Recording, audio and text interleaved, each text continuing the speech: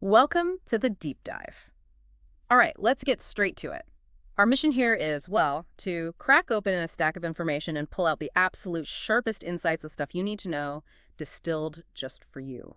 And today we're tackling one of the biggest challenges in the working world, building a truly high-performing team. Exactly. Our source material for this dive is a really comprehensive guide. It sort of knits together insights from three crucial areas: how you find people, how you keep them energized, and, how you guide their day-to-day work and growth. Basically, interviewing, motivating, and managing. Right. Think those three pillars. And the fundamental truth this guide really underscores is that the engine of any successful organization, well, it's people, getting the right folks through the door, keeping that fire lit for them, and then effectively leading them as they develop NIST. These aren't just like HR tasks. No, not at all. They're core to leadership itself. Absolutely. So instead of just running through a list, we're going to explore the practical steps, the underlying principles, and yeah, some really fascinating nuances the source lays out. Our goal is to give you that quick, well-informed edge on mastering the people side of building a winning team. Yeah, because it's not just about filling a seat, is it? It's about nurturing potential from that very first interaction. Okay, let's unpack this. Yeah. And where else to start but the beginning? Finding those right people in the first place. Right. The source is really emphatic about the recruitment process, particularly the interview stage. Yeah. It's not just a formality or, a quick check. Right. It's a critical opportunity to assess not just someone's current skills, but their underlying aptitudes, attitudes, and motivations. Are they the right fit for today's role, but also for where the organization needs to go tomorrow? That puts a lot of weight on the interview, doesn't it? It makes it less of a casual chat and more of a key strategic step. Precisely. And because of that, it needs structure.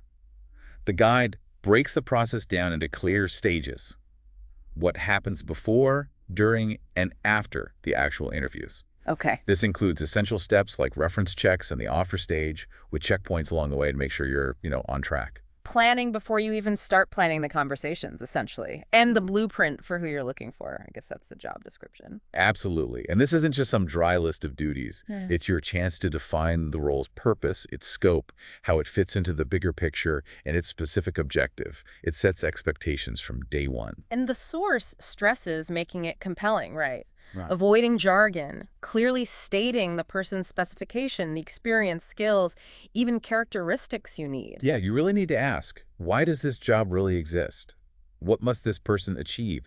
What changes are coming down the line that they'll need to navigate? Thinking through those questions, it sharpens the focus immensely. It does. And thankfully, technology helps streamline this early stage. Definitely. Your website or job boards get the word out, but applicant tracking systems, or ATS, are real game changers for managing the volume. Posting, screening resumes, scheduling interviews, managing communication. It automates a lot of the heavy lifting. Yeah, the source highlights the Beyond Airline example. Just moving applications online boosted volume by 25% in 6 months and saved significant costs. It just shows the tangible ROI of smart process design. So once his applications roll in, the challenge is moving from paper to person. Interviewing can feel pretty subjective. It absolutely can. And the source offers a way to combat that subjectivity using matrices. For the initial screening, a filtering matrix is simple but effective. How does that work? Just checking candidates against minimum requirements. Do their resume check the boxes for education, experience, key skills? A simple yes/no. Got it. And then for the actual interview stage? The qualitative matrix helps you score those less tangible areas: communication, business savvy, specific knowledge. Using a scoring system, maybe weighting certain areas, helps bring some objectivity to your subjective observations. Right. These matrices help you build a more reasoned shortlist. You look at who meets the criteria, decide how many you actually want to interview. Exactly. And if the pool is maybe a bit shallow, you look at those who meet the highest percentage and dig into differentiators, maybe relevant unpaid work, recent promotions, or specific training they've done. It also makes sense to work with someone else on that shortlist, doesn't it? Just to catch potential biases. Oh, definitely. And for senior roles, the source notes, smaller lists are generally better because the required profile is usually much narrower, much more specific. Okay. And for higher volume roles? A quick phone screen up front is invaluable. It helps confirm details, check for history gaps, gauge interest in relocation, or even just get on the same page about salary expectations before you invest time in a face-to-face meeting. Saves everyone time. What about that classic puzzle? The candidate who seems overqualified. Ah, the dilemma. Yeah. The source acknowledges some people shy away, fearing boredom or maybe cost implications. Yeah. But it suggests a different approach. Yeah. Ask them directly about their potential impact on the role or the organization. What value could they bring beyond the job description? That's a good flip. Instead of seeing it purely as a risk, see it as potential upside. Right. Now, once you've decided who to talk to, that invitation is their first real personal contact with you, isn't it? Make it count. It should be welcoming and crystal clear. Date, time, place, who they're meeting, what to bring, how to reschedule, contact info for issues. Simple stuff, but getting it wrong sends a bad message straight away. Totally. Yep. And please avoid "dear applicant," just a bit cold. Yeah, personalize it a bit. Yeah. And on the day, punctuality isn't just polite, it reflects directly on the organization's professionalism. Don't leave them waiting. Exactly. The source offers a simple preparation checklist. Mm. Is the room ready? Do reception know they're coming? Do you have their resume and questions handy? Water. Can you pronounce their name correctly? Oh, that's a good one. Small details, but they have a big impact. Be punctual. Choosing the interview format depends on the role and resources, right? One-on-one, maybe two-on-one, panel video calls, lots of options. Yeah. Panel interviews can be good for senior roles. You get different perspectives, but you absolutely need a clear lead interviewer. And the source advises keeping the panel small. More than 4 can just overwhelm the candidate. Makes sense. When it comes to the actual conversation, competency-based questions seem to be the gold standard in the source. They really are. They push candidates beyond just hypothetical answers by asking for specific examples from their past. Tell me about a time you faced conflicting deadlines. Or describe how you handled a difficult coworker. Because how they did it reveals how they will likely do it. Precisely. You could mix in open questions. Tell me about yourself. Closed questions for specific facts. How many people reported to you? Probing questions for more detail. Or even carefully used unorthodox questions. Yeah, but use those with caution. Know why you're asking it and what you want to learn. A critical caution the source raises, though, is around illegal questions. Right. Laws vary, but the general principle is if it relates to their personal life and isn't essential to performing the job, just avoid it. So you frame questions around job requirements. Instead of asking about, say, family plans, ask about their willingness to travel if the job requires it. Or instead of age, ask about ability to perform specific physical tasks if they're relevant. Exactly. Instead of religion, ask about willingness to work specific hours needed for the role. The source is pretty blunt. Concentrate on job-related questions. Absolutely. And it gives a very strong warning against developing any kind of personal relationship during the interview. It's just inappropriate and fraught with legal and reputational risk. Avoid it at all costs. Good advice. Diversity and cultural awareness are also woven throughout the source's advice on interviewing. They have to be. Reflecting diversity in your materials helps attract a wider pool in the first place. And during the interview, it's about recognizing that different backgrounds, ages, and cultures bring different perspectives and communication styles. A simple smile or a welcoming attitude can bridge cultural gaps. Definitely. And being mindful of things like dress codes or practices that might conflict with religious requirements. And if you need to check things like the right to work, apply the rule consistently to everyone to avoid any perception discrimination. Fair treatment across the board. Communication in the interview goes both ways, too. Your ability to listen is just as important as your ability to ask good questions. Absolutely. Active listening means really focusing on their words, their tone, their pace. Note the key ideas, maybe summarize to check you've understood correctly. Right, and ask for clarification if you need it. And your own nonverbal cues are constantly communicating, aren't they? Oh, yeah.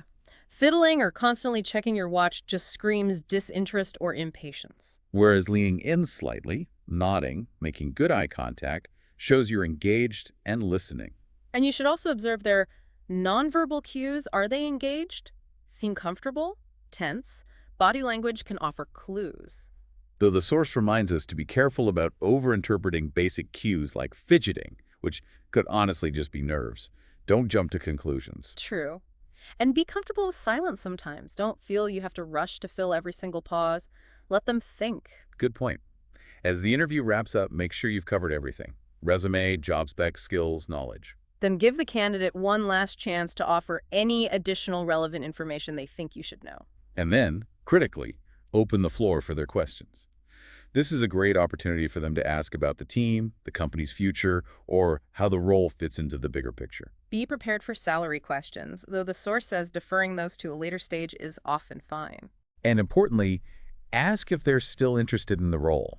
You want to know they're still keen. A good closing confirms contact details, asks about their notice period, explains the next steps clearly, and always, always thanks them for their time and effort.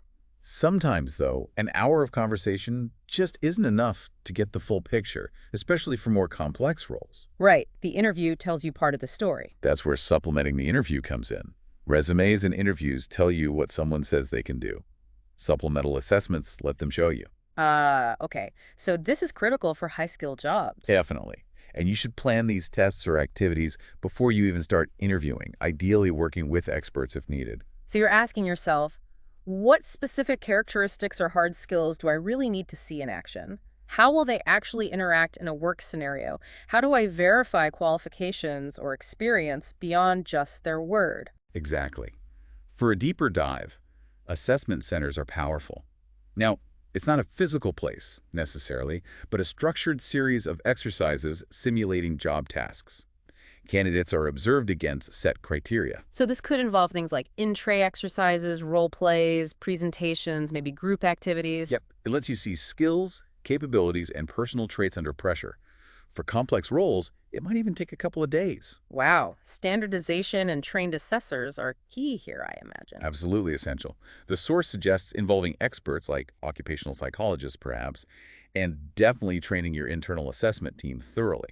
And a crucial point, give feedback to everyone who participates, highlighting the strengths they showed during the assessment. That's good practice. The source even throws in the idea of including a social element, like lunch. Yeah, it's interesting. It allows you to see how candidates interact in a less formal, less structured setting. Psychometric tests are another tool mentioned, used to identify characteristics that might predict success in a role. Increasingly common. But if you're considering them, the source really urges you to study the test manuals carefully. Look at the research behind them. And look for key criteria: standardization, confidentiality, non-discrimination, objectivity, predictability. Does it actually predict performance? And reliability. Right. Beyond personality traits, you also need to test tangible skills sometimes. Professional skills like software proficiency or languages are often easy and cost-effective to test, sometimes via online platforms. And aptitude tests, they measure potential for reasoning and learning. Exactly. Crucial if the role involves significant future training. Ability tests cover basics like verbal or numeric skills. The source notes you might even create your own specific tests with some providers. Conducting group activities like a leader list discussion or a practical task sounds like a fantastic way to see candidates interact. It really is. You see them use their skills in a team setting, how they think under stress, how well they listen to others. You're observing not just what they say, but their behavior, their body language, how they handle different personalities, who takes initiative, who facilitates. Plan these activities simply with clear rules and goals. They should challenge, but not confuse, and make sure observers are taking discrete notes on what they see. For role plays or group tasks, you need to think about how many candidates versus observers you need. Yeah. The source mentions sometimes using external actors, which costs more, but lets your internal assessors focus purely on observing the candidates. You could also rotate who chairs discussions to assess facilitation skills. Practical note from the source, too. Watch your budget. Prioritize essential cost personnel, materials over maybe fancy branded extras for assessment materials. Good practical advice. They offer a checklist for preparing group activities. Materials ready, space adequate, enough trained assessors, clear structure. Assessors know what behaviors they're looking for. Okay, moving to a more, shall we say, debated area, using social networking sites in recruitment. Yeah, it's definitely contentious. Some employers use them. Others see significant privacy issues. The source references a study where managers found both negative things like lying, bad-mouthing former employers, and positive content like proof of achievements or creativity. So you need to be really clear why you're looking, based on your organization's values. Is it a conservative culture or a more creative one? And be aware of the legal liability, especially if you're using third parties to do the searching. The source draws a line. Fast-track sites, professional profiles like LinkedIn, networking groups versus off-track sites, which are purely social. So the advice is stick to fast track. Focus on work-related information that's publicly available. Pretty much. Avoid digging for embarrassing personal details. All right, so you've gathered all this information from interviews, tests, maybe assessments. Now for the crucial step. the final decision. Analyzing and prioritizing. And this is more than just picking the best resume, right? It's about finding someone who will grow with the organization, who seems flexible, who actively seeks challenges. The source advises using score sheets from all those different inputs, interviews, assessment centers, tests, to systematically compare your contenders against the job criteria and the broader organizational goals. Yeah, eliminate the weaker candidates first. Then discuss the strengths and potential weaknesses of your top choices with colleagues or other stakeholders involved in the process. The goal is the best match, someone who fits the job criteria and aligns with the team and organizational goals.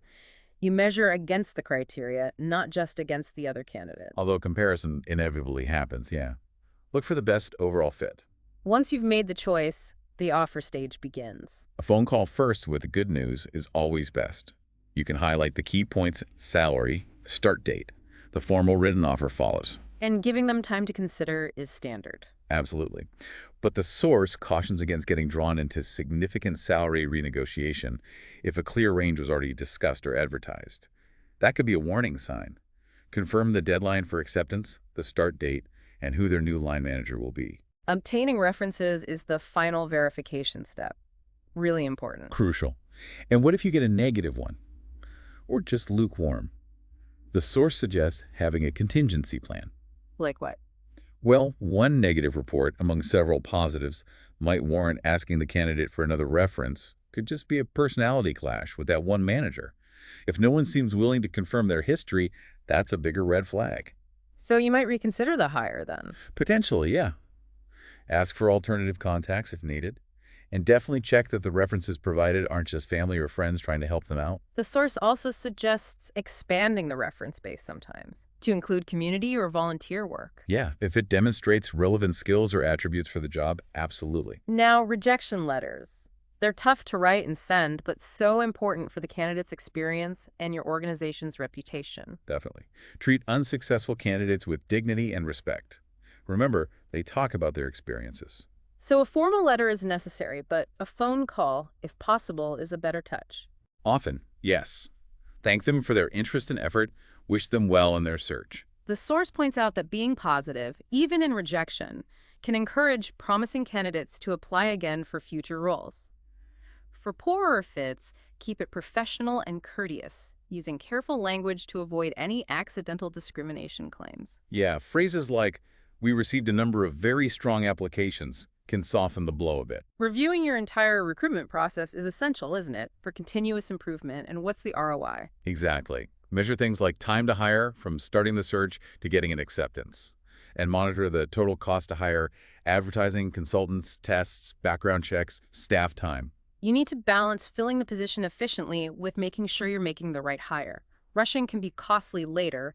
Keep that cost to hire responsible. And finally, onboarding. The source stresses this is incredibly important, especially for top employers who want to retain talent. Yeah, the business case is strong. Better productivity, higher retention rates, faster integration into the team and culture. And you should make that connection before day one. Send practical info, maybe a link to the employee handbook, info on benefits, dress code, organizational structure. Branded items can help reinforce that feeling of belonging. You are one of us now. Exactly. And if they're relocating, providing information about the local area is hugely helpful and welcoming. Day one itself needs planning. Where exactly should they report? Who will meet them? Allow them time to get settled with their workspace, equipment, meet key colleagues. The source suggests a manager having lunch with the new hire on day one. It's a simple touch, but shows accessibility and care. But crucially, onboarding must include helping them understand the company's mission, values, and strategy. Where do they fit in? How does their role contribute? Yes, review the job description again. Map out team targets. A solid, welcoming start builds confidence and is absolutely key to retaining that talent you work so hard to find. Okay, so that's a really thorough look at finding the right people. But, you can hire the most talented person on paper, and if they're not engaged, if they're not motivated, it doesn't really matter much in the long run. Exactly. So let's talk about igniting performance motivating people. Where do we start? Well, motivation is absolutely key, but the source makes a really important distinction right off the bat. Motivation isn't enough on its own. You need motivation plus ability plus opportunity. Right, all three need to be there. Motivation is the desire or the will to act, the direction of effort. And as a manager, your performance is fundamentally linked to your team's effort and motivation. Which means you need to set clear goals and actively support them in reaching those goals. It's essential for the organization and, frankly, for your own success. The source touches on some foundational theories here. Instead of getting bogged down in defining them all, let's pull out the core insights for managers.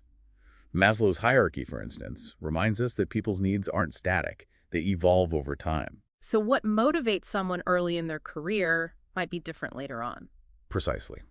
The big takeaway: you have to know your individual staff.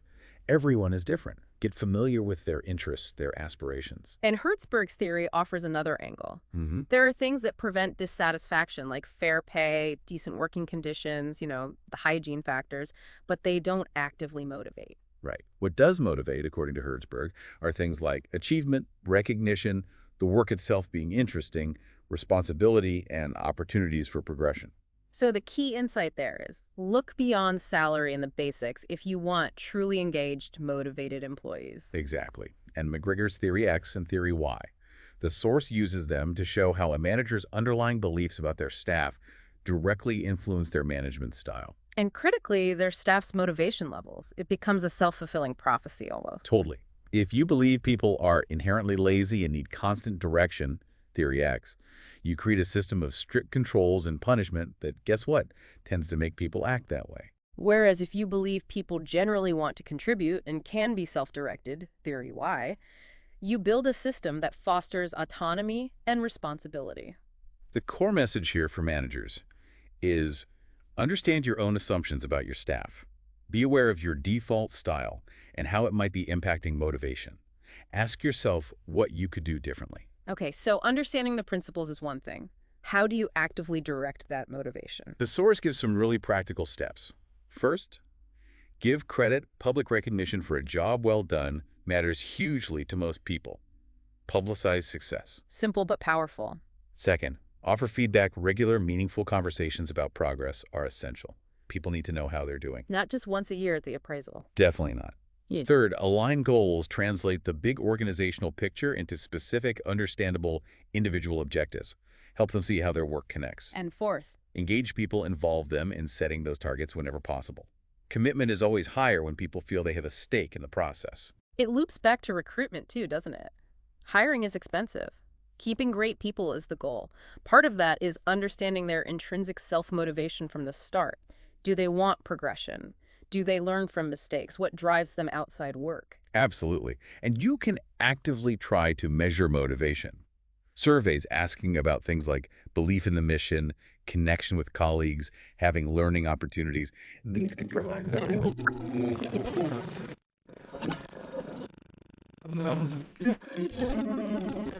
You have to persevere. And crucially, you must share that feedback back with the team.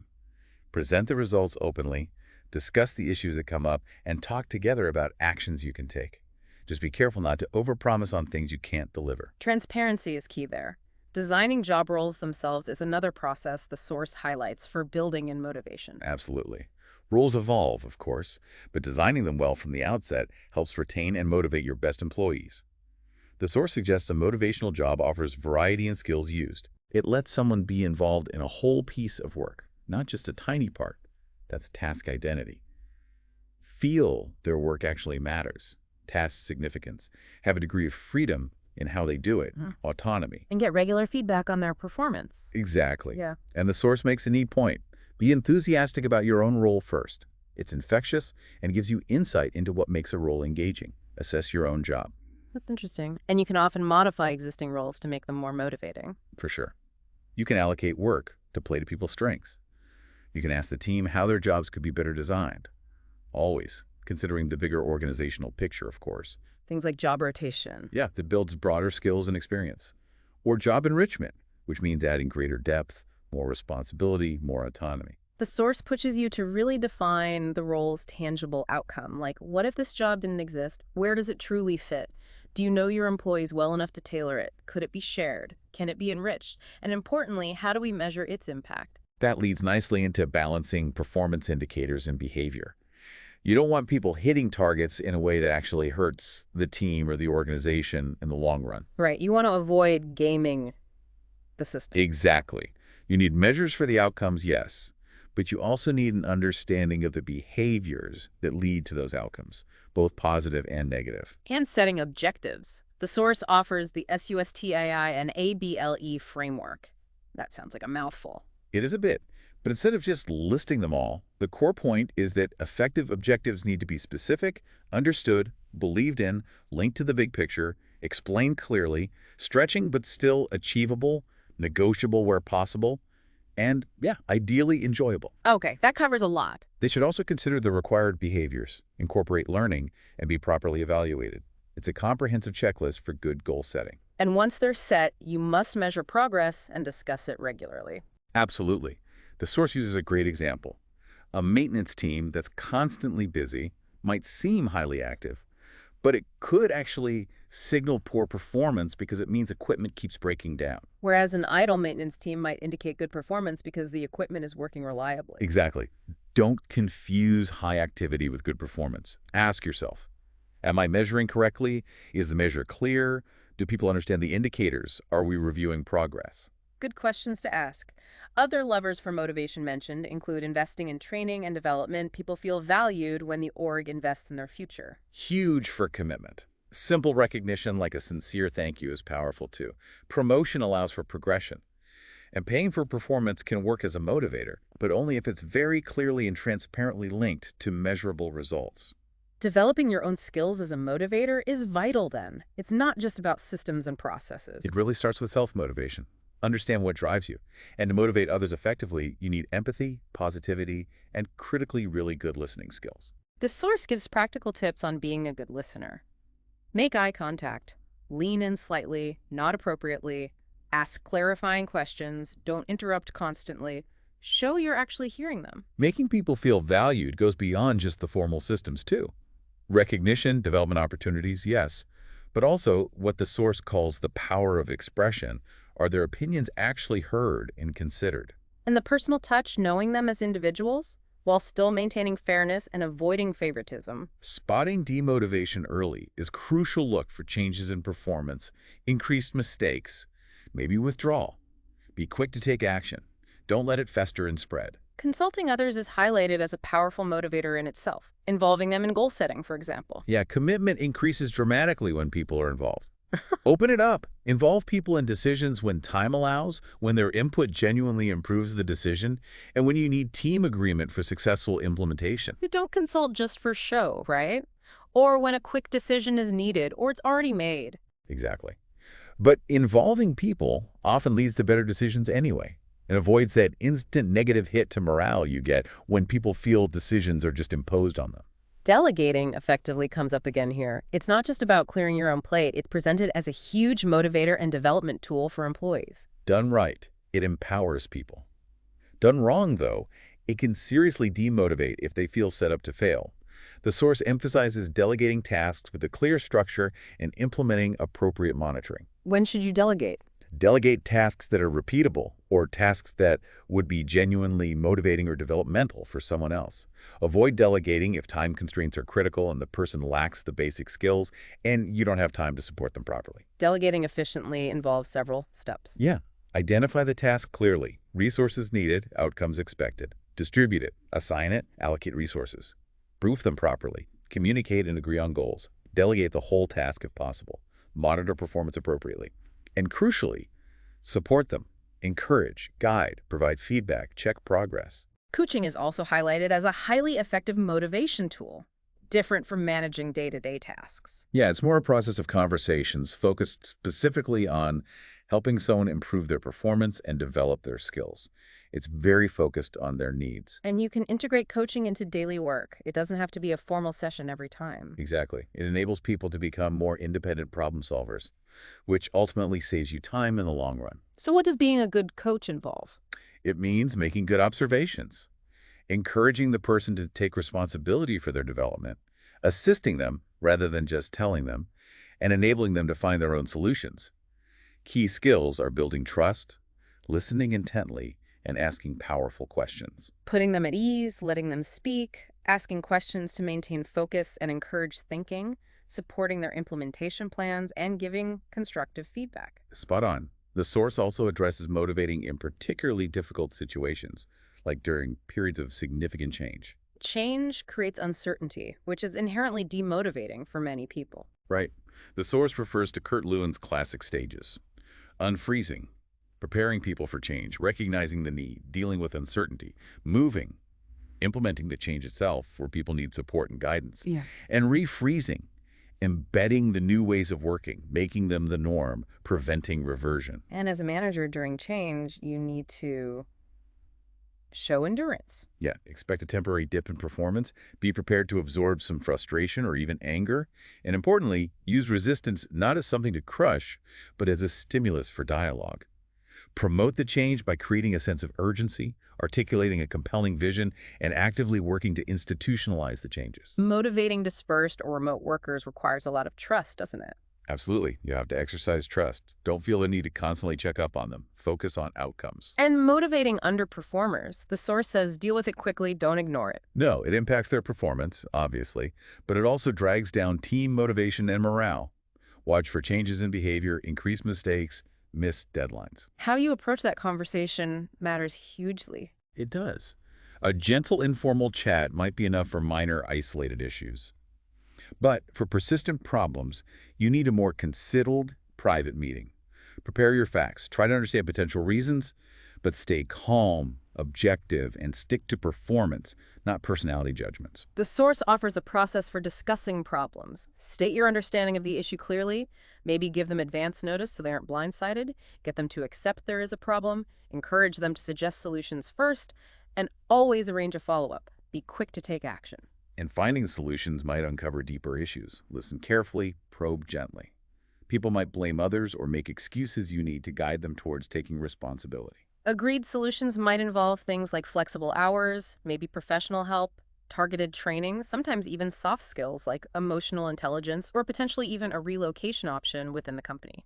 All possibilities, depending on the situation. For project teams specifically, maintaining momentum through inevitable setbacks is key. Remind them of the successes so far, the importance of the project's goals. Find solutions to obstacles together. And if someone's consistently just not giving their best, A gentle but clear conversation about potentially moving them off the project might be necessary for the good of the team and the project. ultimately, long-term team motivation thrives in a supportive culture where individual and organizational goals are aligned. And where you, as a leader, are trusted. Hmm. You need to provide support, the right tools, resources help overcome obstacles, develop skills, and genuinely reward success. It boosts the organization, the team, and your own career. Okay, so we've talked about finding the right people and then how to keep them motivated and engaged. The third piece of this puzzle is the ongoing work, the guiding, the developing, the day-to-day craft of managing people. Yeah, and managing others is arguably the most complex part. It's a dynamic process, especially in today's diverse and complex workplaces. It really requires understanding and skills. And the source emphasizes that it starts with self-awareness and self-management. You can't effectively manage others if you don't understand yourself first. Exactly. Interpersonal skills are obviously extremely important. And building those high-performing teams we started talking about, it absolutely requires mastering this management piece. And the source emphasizes that investing time in helping others improve and develop their careers isn't just, a nice thing to do. It's fundamental to your own effectiveness as a leader. Right. People want to follow leaders who genuinely help them grow. Mentoring contributes to organizational goals, too. Helping others succeed enhances your effectiveness. So it starts with understanding yourself. How do you develop that self-awareness? The source suggests actively analyzing your own performance. Maybe write down your expectations before key decisions or actions, then compare them with the actual results regularly. This helps you discover what you do well, what hinders you, and identify areas where maybe you just can't perform adequately. And feedback is highlighted again as crucial for this self-awareness. Yeah, find someone you trust, a partner, a mentor, a friend, a coworker, maybe even a coach who can give you honest, maybe even gut-level feedback. Many organizations also use 360-degree feedback processes, which gather insights from your staff, peers, and manager. Using emotional intelligence, or EQ, is also highlighted as vital here. Yes, it's basically a measure of your ability to understand and manage your own emotions. and also understand and interact effectively with others. The more people you deal with, the more important EQ becomes. And the good news is it can be developed, right? It's not fixed. Definitely.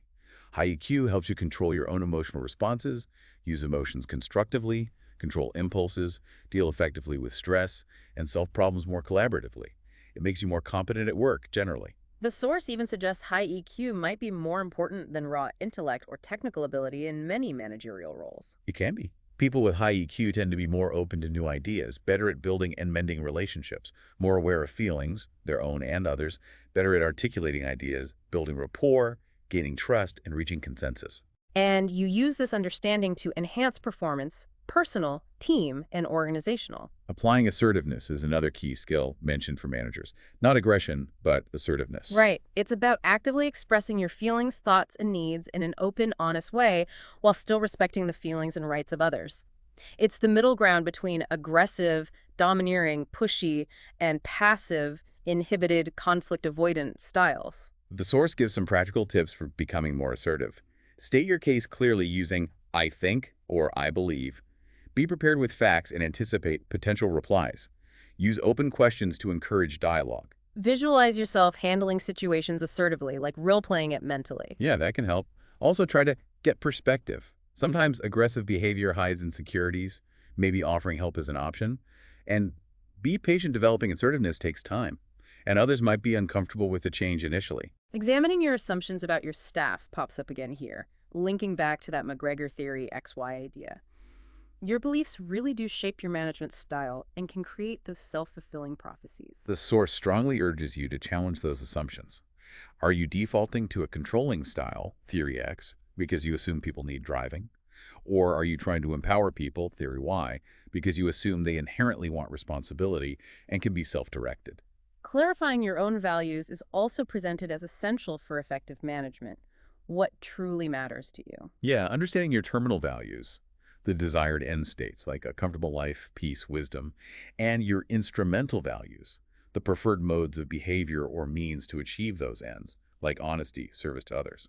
The source suggests an interesting exercise. Think about how you want to be remembered, like writing your own eulogy to help identify your most important core values. It's powerful. Understanding your values helps you act with integrity, especially when you face conflicts between your personal values and perhaps the organization's values or those of others you work with. So the advice is, be aware of value differences, understand them, be tolerant, and then determine if a conflict is truly irresolvable or if there's room for compromise or adjustment. And developing your own personal mission statement can also be part of this self-understanding journey, clarifying your purpose. Okay, so that's the internal work. Your effectiveness as a manager then really hinges on how you interact with others. Guiding them involves communication, teaching, assessment. Absolutely. And communication isn't a luxury. The source frames it as an investment that improves commitment and boosts results. It outlines the basic process: sender, receiver, message, channel. And importantly, noise that can prevent understanding things like semantics, words meaning different things, different frames of reference, cultural differences, or simple mistrust. The advice: before you send a message, try to understand it from the recipient's perspective. Actively work to reduce noise. The Toms of Maine case study is referenced here, isn't it? Highlighting their culture of face-to-face, honest communication, telling it like it is. Yeah, great example. Sending clear messages means ensuring they're comprehensible and understood as you intended. Getting your point across effectively involves using multiple channels sometimes. Taking responsibility using I statements, I think, my understanding is. Being specific with details. Using simple language, avoiding unnecessary jargon, and building credibility through your expertise, reliability, warmth, dynamism, and sometimes even appropriate self-disclosure to build trust and empathy. Receiving messages effectively requires active listening. We touched on this with interviewing, but it's crucial day to day. Definitely. Techniques include making eye contact, showing interest nonverbally, nodding, posture, avoiding distracting actions, taking in a whole picture, feelings and emotions, not just facts, asking questions for clarification. Paraphrasing back, so what I hear you saying is to check understanding, not interrupting constantly, and consciously confronting your own biases that might filter what you hear. Teaching skills is also part of managing, helping your team learn and grow. The source advises being prepared, know the desired outcome, listening actively, keep communication lines open, Using questions effectively, present concepts, explore options, consequences, ask what the learner will do. Being positive, correcting mistakes constructively, not destructively. And being honest about what's required and why. Effective approaches use positive messages. I can see you really want to do well here. Build trust and respect, and hold people to a standard while still offering sincere praise. Providing feedback comes up again, clearly very important. It's key for motivation and development, but negative feedback can meet resistance. So you need to prepare carefully for giving negative feedback. Be aware of potential conflict. Think about how to deal with it. Ensure you're seen as a credible source. Keep objective. Support it with data or specific examples where possible. The source offers a good framework for how to give feedback. Talk about the job or the behavior, not the person's character. Give detail, avoid vague statements like, you need to improve your attitude. Make it attainable. Focus on shortcomings the person can actually control. Ensure a good fit. Tailor the frequency, amount, and content of feedback to the individual and situation. Check understanding afterwards. Use goals to frame the feedback. Explain your reasons clearly, and always try to be non-judgmental. Negotiation is another frequent managerial task, negotiating salaries, budgets, resources, resolving conflicts. The source contrasts two main approaches. Distributive bargaining, the win-lose fixed pie approach. Right. Versus integrative bargaining, where there's potential for a win-win solution. The keys to effective integrative negotiation are separate the people from the problem, focus on underlying interests, not just stated positions, generate multiple options for mutual gain, and insist on using objective criteria to evaluate options. And starting with a positive overture, building rapport, identifying mutual interests first helps set the stage. Managing conflict is inevitable. You'll never eliminate it entirely. But conflict can be dysfunctional, leading to hostility, lack of cooperation, or effective and functional, sparking creativity, innovation, positive change. Causes often boil down to communication problems, disagreements over work design or policies, or just personal differences. The source outlines 5 common conflict handling approaches. Avoidance, okay, for trivial issues or high emotion. Accommodation, giving in to maintain harmony. Competition, using authority to win.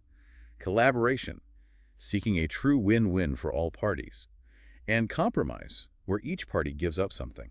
Choosing the right approach depends entirely on the specific situation and your goals. Valuing diversity is presented as perhaps tougher than managing a homogeneous group, but absolutely essential in today's diverse global workplace. Understanding how culture affects expectations and behavior is key. Promoting diversity involves clear communication of vision and values, maybe recruiting from non-traditional sources, women's networks, ethnic papers, disability centers, and using diverse incentives that recognize different cultural values, remembering that motivational theories like Maslow's are often quite U.S.-centric. Designing work teams effectively influences their performance. This links back to enhancing those core job dimensions: skill variety, task identity, seeing a whole piece of work, task significance, understanding impact, autonomy, and feedback. The source mentions using participant observers in team activities sometimes, focusing on the process of how the team works, discussing it, and creating strategies for improvement. Empowering others through delegation, we talked about, its motivational power, but it's also core to managing development. It transfers authority and responsibility, building employees' knowledge, capability, and decision-making skills. The key components are clear: allocation of duties, explaining tasks; delegation of authority, transferring a necessary power; assignment of responsibility, making the empowered employee accountable; and creation of accountability, holding them responsible for results. Keys to making empowerment work include encouraging development, like asking employees to bring potential solutions along with problems, and clarifying the assignment completely: what needs doing, expected results, time frame. Motivating others through reinforcement is about influencing their daily decisions about how much effort to put in. Managers have a big impact here. You do this by strengthening those effort performance reward expectancies. Emphasize the value of rewards, both extrinsic, like pay, and intrinsic, like satisfaction.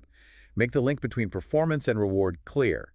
Maybe allocate favorable assignments based on good work. Giving performance feedback regularly shows you know what they're doing and acknowledges improvement or a job well done.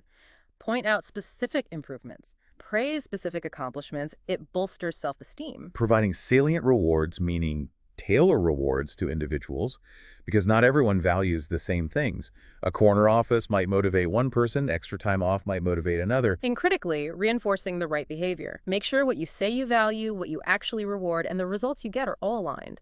Don't say you want innovation, but only reward people who follow the rules strictly. Think carefully about your reward systems and what message they're really sending. Empowering employees by giving them authority, information, and tools to act autonomously is also a powerful form of reinforcement in itself. The source includes a checklist for motivating your team. Set clear goals and rewards. Positively reinforcing success. Rewards salient. Considered linking pay to performance. Redesign jobs for motivation. Learning opportunities available. Useful prompts. Leading others is about providing direction, influencing, energizing people, and building commitment to shared goals. Managers need to lead their teams, not just manage tasks. And a critical part of that leadership is setting ethical boundaries. Absolutely. Ethics are the rules or principles defining right and wrong conduct, and managers face ethical decisions every day. The source uses the example of being asked to write a recommendation for a poor performer. Your behavior as a manager is constantly scrutinized. So you need to develop your own ethical boundaries. Know your organization's policy. Try to anticipate potentially unethical conduct. Consider the consequences. The source mentions the TV news test, how it'll look on the news, or what if you caught, sick opinions from trusted sources. And ultimately, do what you truly believe is right. Ask yourself, can I live with this decision? Ensuring cultural fit within the organization is also presented as leadership work. Culture is the organization's personality, its shared values and norms. Often said by the founders initially, managers play a key role in teaching new employees the culture, what behaviors are valued and rewarded. A better match between a manager's style and the organizational culture generally leads to more success. How do you discern the culture? Observe the physical surroundings, listen carefully to the language people use, ask different people the same questions about values and practices. To sustain the culture, you actively help new employees learn and adapt. The Starbucks case study is mentioned again, where formal classes teach new hires not just job skills, but the company history and the culture of elevating the coffee experience. Solving problems effectively is central to managerial success. It's about making the right decisions at the right times. Define the problem accurately, identify root causes, not just symptoms. Effective managers gather and evaluate relevant information, develop alternative solutions, and carefully consider the implications of each alternative. And you need to be constantly on the lookout for problems, keep communication channels open, monitor performance against plans, examine deviations, pay attention to changes in the external environment, listen to stakeholder feedback. Building power isn't necessarily a negative thing in this context, is it? It's described as the capacity to influence behavior. Right. You need to acquire and exercise power effectively to manage and influence others towards goals. The source lists different bases of power. Legitimate, from your position, reward, coercive, punishment, expertise, charisma, admiration, access to information, association connections, impression management, shaping your image, and politica, influencing to gain advantage. And common influencing tactics include using reasoning, facts, and data, or appealing to higher authority for support. Managing change is another constant for leaders. It doesn't happen easily. You need to actively promote change. How? By establishing a sense of urgency. Is there a crisis? Declining results? Communicating potential problems clearly? Developing a compelling vision and strategy that guides the effort? And then institutionalizing the change is the refreezing part, so the new values and beliefs become the normal way of doing things. Lewin's stages, unfreezing, changing, refreezing, apply here again. Helping employees navigate change and become more competent through it creates a win for the organization, the manager, and the employees themselves. And helping others improve is perhaps the most fundamental aspect of managing people effectively. It underpins everything else. Absolutely. You do this by modeling the desired behaviors yourself, actively listening, showing genuine interest in their development, recognizing and rewarding improvements, even small ones, maintaining unconditional positive regard, encouraging continual improvement, and providing meaningful feedback. Educating them on how to solve problems themselves rather than just assisting, helping them create action plans, accepting mistakes as learning opportunities, asking questions rather than just giving answers. The source details conducting a helpful helping session. Prepare beforehand. Gather facts. Think about how they might react. During the session, start by stating the purpose. Create a comfortable, non-defensive climate based on trust. Maybe discuss positives first. Mutually define the problem and its causes. Ask questions, don't just interpret for them. Help them establish an action plan with goals and dates. Clarify expectations, summarize agreements, and affirm your confidence in them. And follow up afterwards to check progress and modify the plan if needed. There's a specific feedback in helping approach outlined too. Describe the specific behavior or results, assess the impact on organizational goals, predict the personal consequences for them if there's no change, and recommend specific changes. This applies whether you're coaching, mentoring, or counseling. Counseling comes up dealing with emotional problems. The source is clear: managers aren't qualified therapists. But they can often play a supportive role before referring someone for professional help, reassuring them that problems often have solutions and that they have the ability to improve. Be supportive. Coaching, as we discussed, helps develop skills and improve performance through instruction, guidance, and encouragement. Mentoring is usually a broader role. Yeah, mentor helps with longer-term career goals, guiding a less experienced person to understand the organization's culture, politics, advancement paths. They can reduce stress by providing perspective and can be a source of comfort during challenging assignments. Coaches and counselors can also be mentors. Finding ways to improve performance often boils down to providing immediate, specific feedback, explaining or demonstrating the correct process, expressing confidence they can do it, and agreeing on follow-up. Influencing others to change behavior requires observation, asking questions, listening carefully, and then crafting strategies tailored to the individual and situation. Creating a supportive climate involving people in decisions, building mutual trust, it all helps. And finally, the source touches on managing careers, both your own and helping others with theirs. Self-assessment isn't a one-time thing, it's ongoing. Success is more likely when you're prepared. Know your strengths, your preferred work methods, your core values. Self-directed career management means you guide, direct, and influence your own path. It requires exploring the environment for opportunities and having that awareness of self and environment. Proactive individuals tend to be more satisfied and productive. So for your own career, the first step is planning based on that self-assessment. Then searching the environment for matching opportunities, establishing realistic goals and a strategy to achieve them, using regular appraisals as checkpoints. And for directing others' careers. The most important thing, according to the source, is instilling in them the responsibility for managing their own careers. Your role is then to provide support. The source outlines typical career stages. Beginning, finding organizational fit, achieving initial success, gaining credibility, managing your image. Middle, often a time of reappraisal, needing to overcome obsolescence, maybe becoming more of a generalist.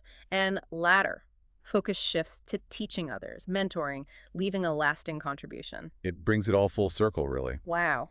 That really was a deep dive into building high-performing teams, wasn't it? Spanning the entire journey from that initial job description right through to managing careers and leading change. Yeah, we pulled insights from structuring the interview process, how to leverage tests and assessments effectively, understanding some classic motivational theories, and more importantly, their practical application day to day. Mastering feedback and delegation, navigating conflict constructively, understanding the core responsibilities of being a leader, including those ethical considerations, and really fostering development in your people. What's truly fascinating, I think, is how interconnected these three areas, interviewing, motivating, managing, really are. You can see how getting the hiring right sets the stage. But effective motivation and ongoing management are what truly sustain performance and growth over the long term. This guide seems to knit it all together beautifully. Absolutely. This dive into the source material has hopefully given you a comprehensive toolkit. Whether you're building a team from scratch right now, trying to re-energize an existing one, looking to develop your own leadership skills, or even just thinking about your own career path forward. Which I guess raises an important question for you, the listener. Given everything we've explored about finding, motivating, and managing people, all these dynamics, what single insight or practical tip from this deep dive are you going to focus on applying or maybe exploring further in your own work this week?